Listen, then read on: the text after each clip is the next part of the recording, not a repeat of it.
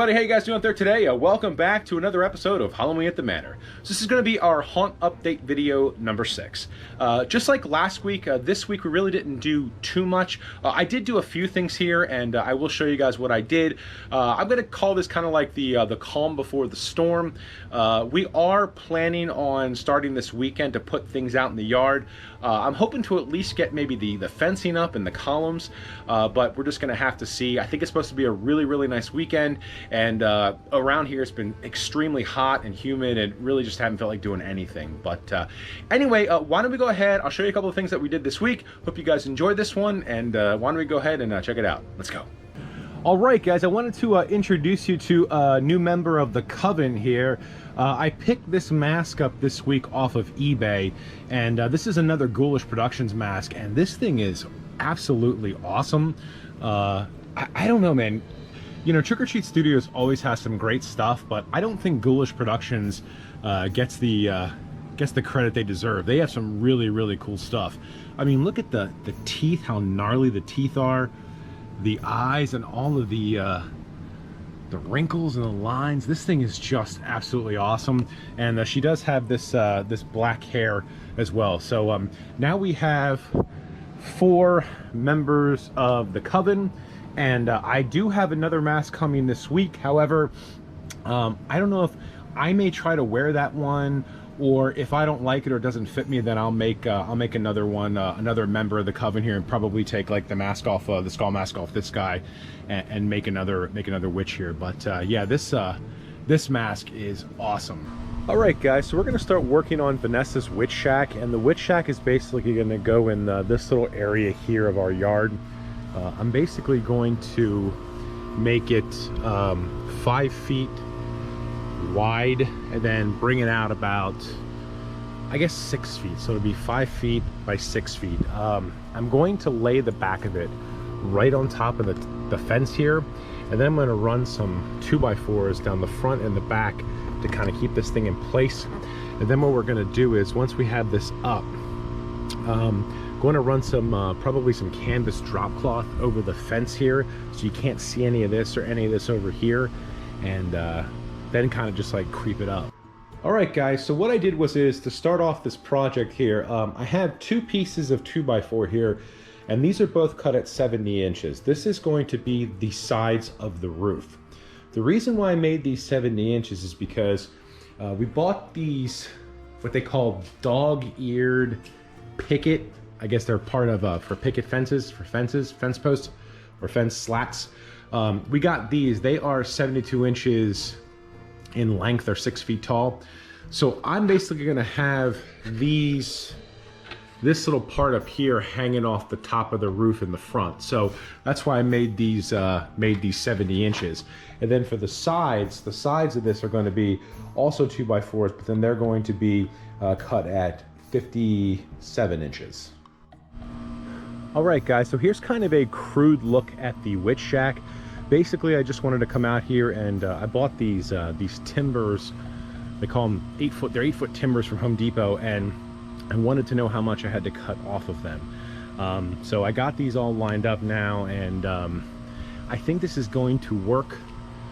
I think this is going to work. Vanessa was just out here, and she thought it looked awesome. So basically now it's going to be just figuring out how to get the roof slats on, which is not going to be a big deal, and just kind of making this thing a little bit more secure. All right, guys, so I got all of the slats on top of the roof here, and you know, we basically laid it out so there was going to be like holes in the roof and things like that. So I think this looks pretty cool. Don't know what the next step for this is, because we have so much time until Halloween. I know that we're going to paint all of this witch shack with a dark spray paint first, and then we're going to kind of, after that, kind of weather it and things like that. So right now, I think at this point, there's not much more I can do to this project, for this project, other than maybe paint this next. So until I get that done, that's kind of where we're at. So this is going to be one of those projects that's probably going to span a couple of videos here until we finally get this thing out in the yard, and you guys can see it all done up there.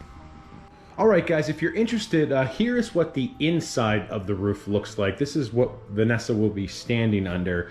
I basically just ran a 2x4 along the middle here, so this is cut at 57 inches.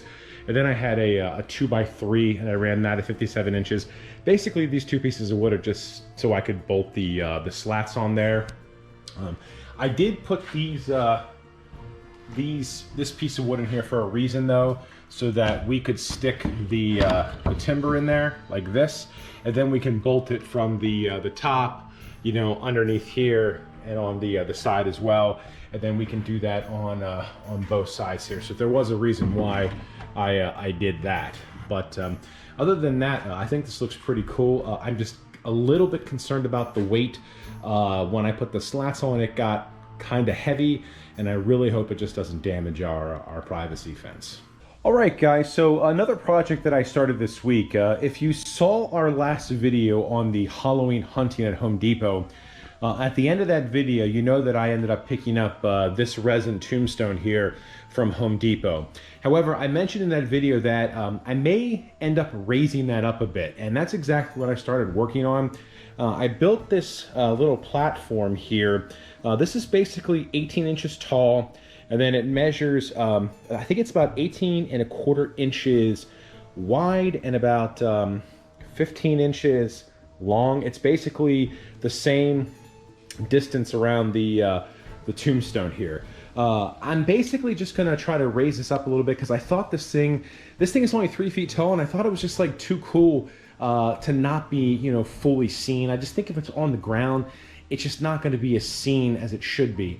So I'm not 100% sure what I do with as far as the design goes, but I was able to build this stand with some scrap wood that I had here laying around the garage. I did go over to Home Depot and Lowe's yesterday, pick up some more wood. Basically going to wrap the 5mm plywood around it, and then try to figure out how I want to kind of get this stone to stay. I think I'm going to run some 1x4 inch wood around the edges, and basically just have this tombstone sit inside, almost like very similar to our gargoyle project last year. I just kind of put the gargoyles inside the stand. So that's something that I'm working on today, and I'll give you guys updates as I progress. All right, guys, a little progress update here. I ended up wrapping around the base here this 5mm plywood that I like to use from Lowe's. And basically, as you can see here, I just wrapped it around all 4 sides. And then what I did was around the top of the base, I took this 1x4 inch pressure treated piece of wood and basically wrapped it around the top so that the tombstone can sit inside of this little area here. Now, I don't know if I'll run some screws through this and into this resin tombstone to keep it in place when we put it out to the yard. I just don't know if it will move or not, if like it's a windy day. I don't know if it will or not. I might just wrap some, just put some screws to that to kind of keep this in place. But anyway, this is where I'm at right now. I think the next steps are I have to try to figure out what else I want to do with the base. I do plan to wrap some 2x2 inch furring strips around the bottom. That's what I'm going to do next. But then after that, I kind of have to figure out what else I want to do. All right, guys, quick update here on the base of this project. I did run some 2x2 inch furring strips along the bottom, and then what I ended up doing was I had some 1x2 inch trim or 1x2 inch wood here, and ended up running that around the top.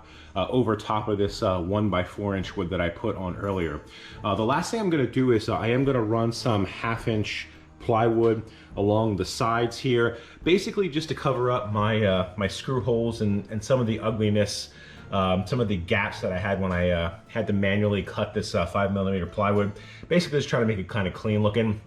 I'm not going to do anything else to the base but that, because this this tombstone here is pretty plain. There really isn't anything to it, so that's kind of what I'm going to do with this base. So once I'm done finishing the base up here, I'll give you guys another progress update, and you guys can see what it looks like. All right, guys. So here's what I ended up coming up with for the base to this resin tombstone that I got at Home Depot. Basically, I'm just keeping this really simple.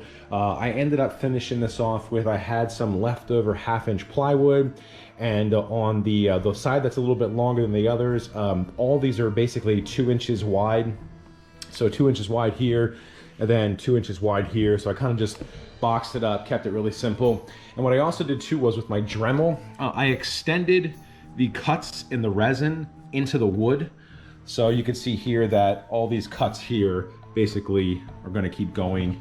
And I did that on all 4 sides here, just to kind of give it a little bit more consistency. So the next thing I'm going to do is, since I have this all sealed up and ready to go, it's actually dry now. I'm going to start painting this. I'm going to try my best to get the base and then this tombstone to blend together. I hope I can do it. I know that these are like a darker gray, and this is kind of like a lighter gray. I think this is pretty close to the color gray that I have on that that Whoops paint I got over at Home Depot. So basically going to start off painting it with that, and then hopefully I can kind of find a darker gray to blend this in. All right, guys, so I was having a really tough time trying to blend the colors of what the Home Depot tombstone was and what colors that I was using on the base that I built, till I finally was like, you know what? I'm just going to repaint the Home Depot stone. And that's exactly what I did. Basically what I did was I made the Home Depot stone more white. I sponged on a lot of white paint here. And then I misted on that, that mossy green spray paint. And basically this kind of blended everything together. And I think it looks pretty good. Now, I do have some of this style of moss left over from last year. I may try to glue it on maybe the bottom of the base here on the 2x2s, but I just feel like when I put this thing outside, once it starts raining and it gets into, like, you know, the weather, it's just gonna fall off. But maybe I'll do it, I don't know. I do have like a couple of bags that I never used from last year, but overall, I think this thing came out really cool now that I repainted it. It all seems to blend together very well. And now this thing, instead of just being a 3-foot tombstone from Home Depot, it's about 4.5 feet tall. I know that this is 36 and then this is another 18, so this thing is about 4.5 feet tall now, and I think it looks really good. I think it's going to look awesome in the graveyard this year. I am going to put some screws into this thing. Probably going to run some screws maybe through here into this, because basically this is just kind of sitting in there. And just to kind of give this some more security, I think I'm just going to run some screws in the sides and the back, just to kind of keep the top part, the Home Depot tombstone, in place. But I think for now I'm done with this. Like I said, I'm not sure if I'm going to glue on any more of the moss, but if I do, when I put this thing out in the yard, I'll show you guys then. But I think this one's finished for now.